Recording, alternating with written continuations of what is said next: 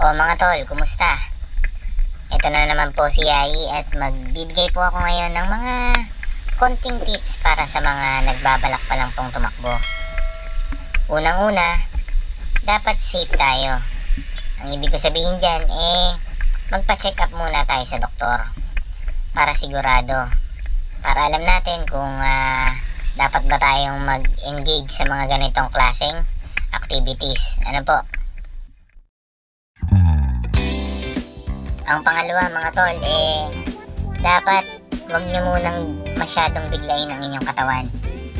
Mga 30 minutes to 45 minutes per session lang, tapos brisk walking lang yon. Yung kumbaga mabilis na paglalakad, tapos light jog. Mga 1 month to 2 months pwede na siguro.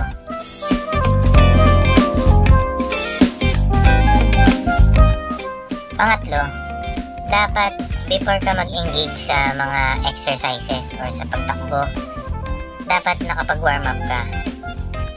Kapag kasi nakapag-warm up tayo before yung mga exercises, mababawasan yung chance natin sa mga injuries. Naging problema ko din kasi dati yan. Una kasi walang warm up pa, diretso takbo na ako nun. Ang pangapat mga tol, dapat hydrated tayo. Mga days, mga 2 days, 3 days before the exercises, dapat talaga hydrated tayo. And syempre during runs or exercises, masanay din tayo na umiinom ng tubig.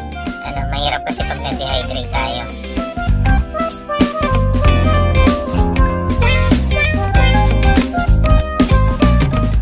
Panlima, ito dapat 2 days per week may rest day kayo. Huwag banat ng banat, dyan tayo na yung injury.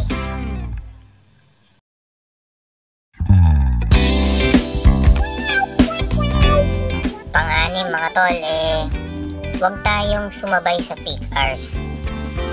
Ang ibig sabihin dito yung marami ng mga sasakyan. Medyo delikado na rin kasi pag tumatakbo tayo ng ganong oras, tapos yung hangin nun polluted na. Kaya mas maganda siguro tumakbo kayo ng mas maaga or sa mga area na alam nyong kukonti ang sasakyan. At ang panghuli mga tol, gumamit po tayo ng running shoes. Hindi ko naman sinasabi na bumili kayo agad ng mamahalin na running shoes. Kung saan kayo komportable, tsaka yung pwede talagang pantakbo, okay na yun. Tsaka na lang kayo bumili ng mga mamahalin talaga pag nag-decide na kayo na karirin talaga ang pagtakbo.